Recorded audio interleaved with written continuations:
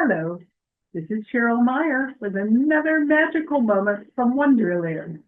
And why am I wearing this ridiculous hat? I'm still talking about the Mad Hatter, and this is bar none the silliest prop that I bought on eBay to do this series of videos. What did Charles Dodson, whose pen name was Lewis Carroll, mean by Mad as a Hatter?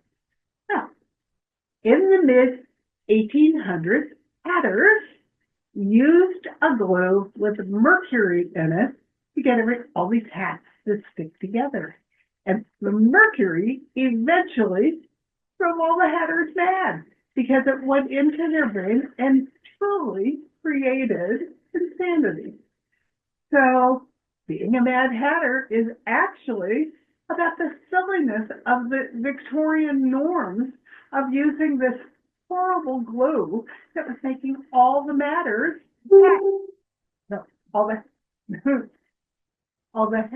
mad. Yeah. What more was Dodson saying socially by having the Mad Hatter being such a curious fellow at the Tea Party? He wants you to embrace nonsense and absurdity. The Hatter's madness isn't just medical, it's philosophical. Wonderland thrives in logic, riddles, and reversals of the real world. The Hatter represents freedom from conventional thinking. Dodson invites readers to question what sanity even means. Is it sane as a hatter to use glue with mercury in it that will eventually drive you mad? Probably not. Okay. Number 2, it's a critique of Victorian society's rules. The Mad Hatter is trapped in a perpetual tea party, the result of offending time itself. This reflects Dodson's satire of the world, where strict routines, social hierarchies, and logic were treated as sacred. The Hatter's madness is a rebellion against rigid time and boring civility.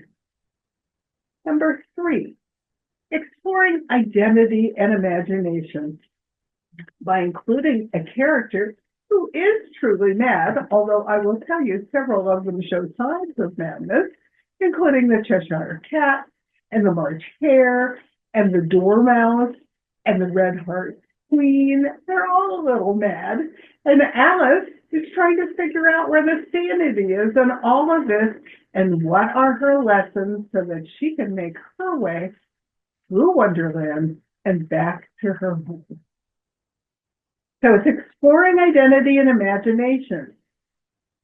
Dodson gives Alice someone who does not follow the rules. This allows her and us to explore imagination, play, and alternative ways of being. Madness becomes a metaphor for authenticity, imagination, and the courage to think differently and to teach Alice to be who she truly is.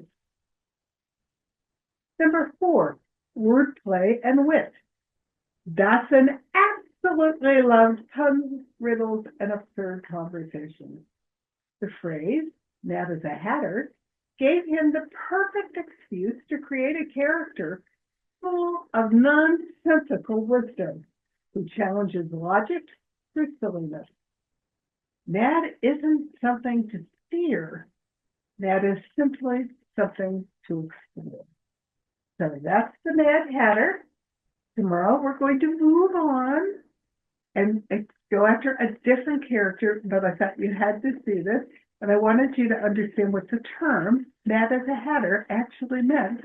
His hatters really did use this glue that drove them insane in the mid-1800s. Didn't make sense, but they did it. That's how they earned their living.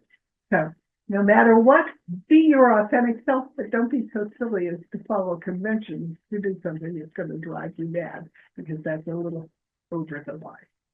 See you again tomorrow for another magical moment in Wonderland. Thanks for joining me. Bye.